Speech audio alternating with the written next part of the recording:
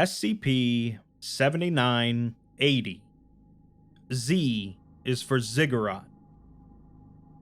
The concept in horror and science fiction of modern-day humans uncovering a structure from the ancient past, bewildered as to its nature and origins, has been around in fiction for decades, in everything from Lovecraft's At the Mountains of Madness to Alien vs. Predator. As a society, we like to believe that we have a firm grasp on our species' history and development, with historians and archaeologists able to clearly chart out most of our history, up to a certain point. The truth is, though, that we don't know everything, and there very well could be hidden things from eons past lurking in dark corners of the world, waiting to be dug up. This concept, of course, is quite popular in the SCP universe, and so with SCP-7980, we're given another such example of something perhaps best left in the dark. The containment procedures for 7980 are pretty lengthy, mentioning that no staff are to remain within it for longer than 24 hours. Any anomalous broadcasts or communication anomalies determined to be outside standard cycles are to trigger an immediate 12-hour lockdown. And a security perimeter of no less than 5 miles is to be maintained around the 7980 containment site.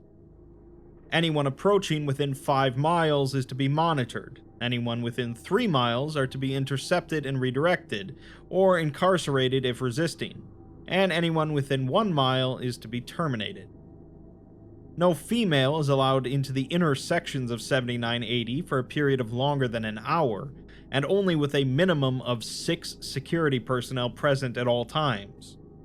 Any female staff exhibiting symptoms of infestation are to be terminated, and any functional tissues, organisms, or structures growing from, entering, exiting, or otherwise interacting with infested staff, living or dead, are to be immediately terminated. Any male staff exhibiting erratic and/or aggressive behavior are to be removed and quarantined, and any that are exhibiting physical infestation are to be terminated. A whole lot of termination going on, so with all that said, let's check out the anomaly. SCP-7980 is a structure outwardly appearing to be a ziggurat, the style of which directly matches no known civilization, but has similarities to very early Mesopotamian works. While the upper internal structures appear to be related to religious ceremony, the bulk of the facility is a network of mechanical and organic structures. These structures extend for a significant distance, with over 32 kilometers of area so far mapped, but due to the variable and at times hostile nature of some sections, consistent data is difficult to collect or estimate. Dating of the facility is similarly difficult, but the outer sections have been tentatively dated at between 10,000 and 8,000 BC.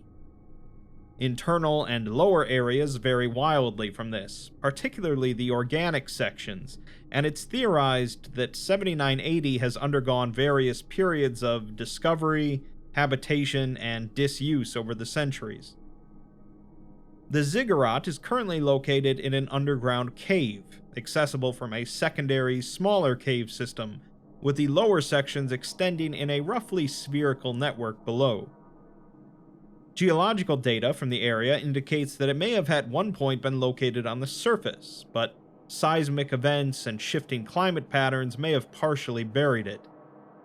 There is additional evidence indicating that it may have been excavated and reburied several times.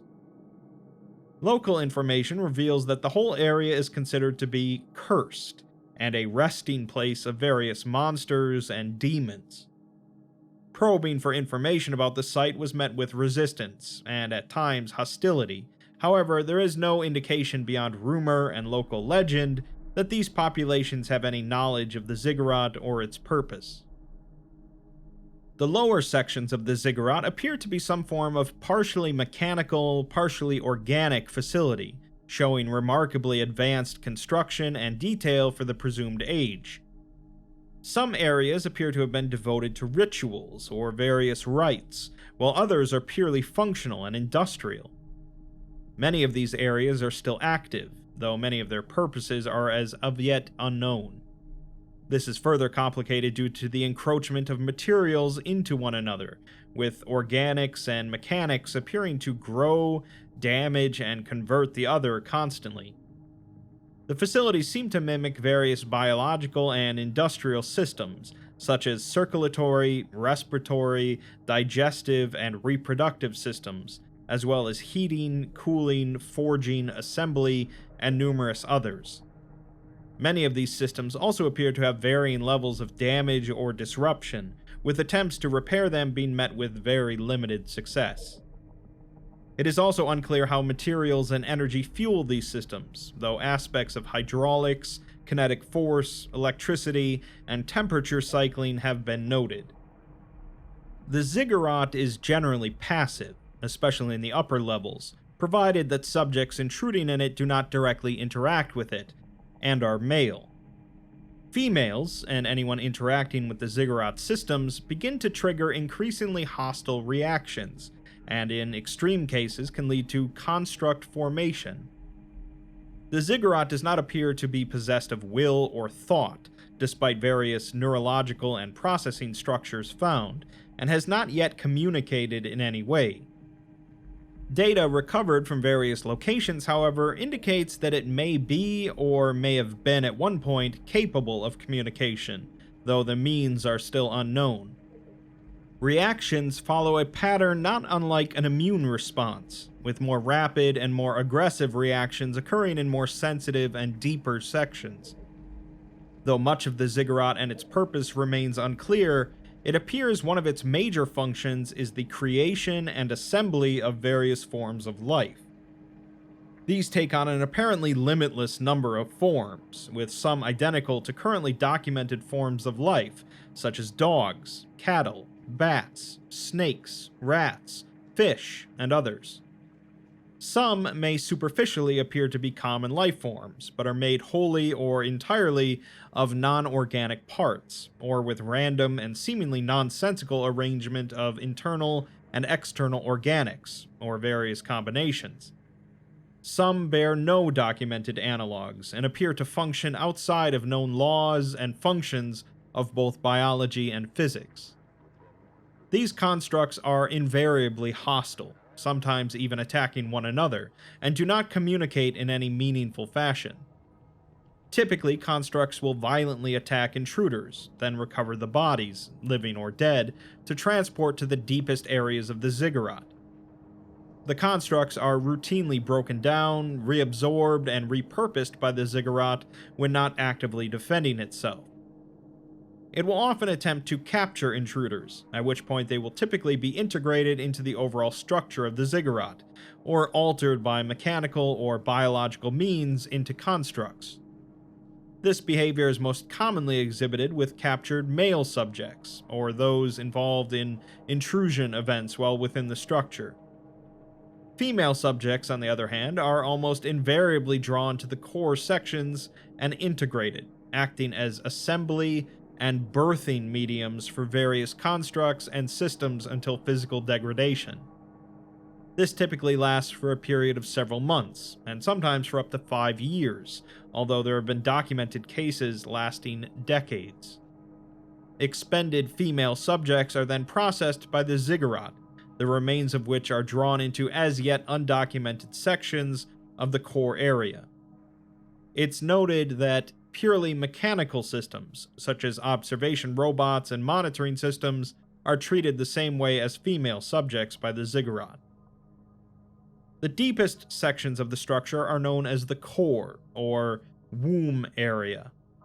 This is its most active area, with the majority of the rest of the facility appearing to be devoted to its function. The most apparently important area of this section are two massive globular structures of both organic and mechanical material, one showing significant physical damage.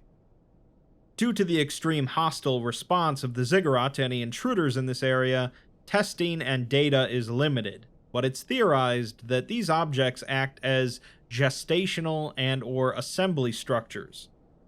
It's unclear what they're intended to produce, and the damaged unit appears to have failed, or already released whatever it was contained within.